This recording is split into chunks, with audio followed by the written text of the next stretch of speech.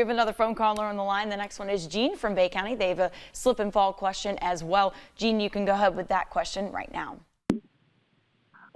Yes, hello? Hello, Jean. We can hear you, and you can go ahead with your question. Okay. On July 3rd, I was visiting in Connecticut, and I was staying at a motel. I tripped over a metal strip that they have in the doorway, and I fell and I broke my wrist. I was going out to the car to get something, and my husband was inside the motel, and I went out and I tripped over the metal strip in the doorway, and I couldn't catch my balance, and I fell on the sidewalk. I put my two hands out to try and break my fall. I broke my wrist. I managed to pick myself up with my broken wrist, and I turned around to go into the door, and I guess I wasn't steady enough when I first got up, and I fell again backwards.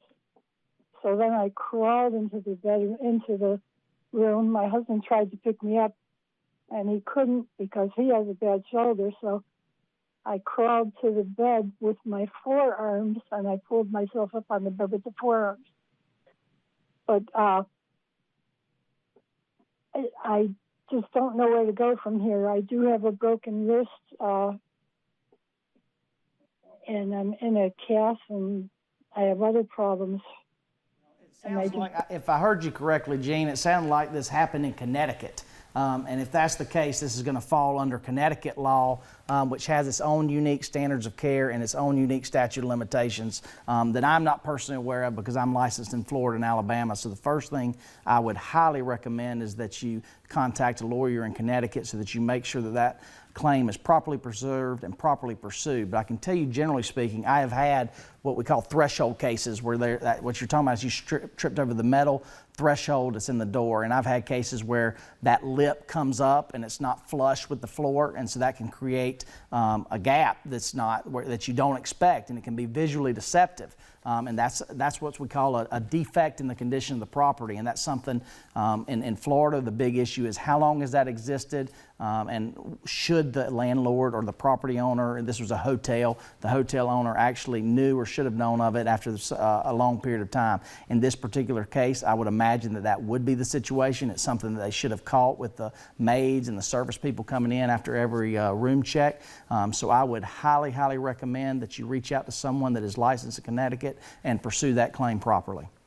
Ted, you brought up a good point there. How do you prove something like that if you're on the hotel motel side of things? How do you prove that you maybe didn't know about it or did know about it in those cases? Right. I mean, what you would look at a lot of times is in situations you try to look for maintenance records and things that have come and documentation. Obviously, anytime you have documentation, that's the gold standard. But we also have the situation, it can be circumstantial evidence. Is this something that would have just happened naturally? Is it something that could have happened quickly? Because the issue is we're not going to hold, you really see it in particular with foreign substances in a grocery store. We call it the brown banana peel example. If a banana peel is sitting there and it's brown, you can it suggests that it's been there for some time period, and it's not just come there recently, as opposed to a kid just drums by, throws it on the ground, and then you're the next person that comes by. In that situation, what is the landlord or the grocery store supposed to do about that? We don't make them what we call insurer of the premises. They have to have done something wrong. So typically that's with the result of letting it remain for some period of time. And that's why a lot of times your quote-unquote easier cases to establish are when you have a building code violation, for example, stairs that are not built to the right height, or a ramp that is too sloped, or a surface that's too slick, something that's inherent in the condition that they had to have known when they constructed it and failed to do it properly or take steps after they saw that it was created in that condition.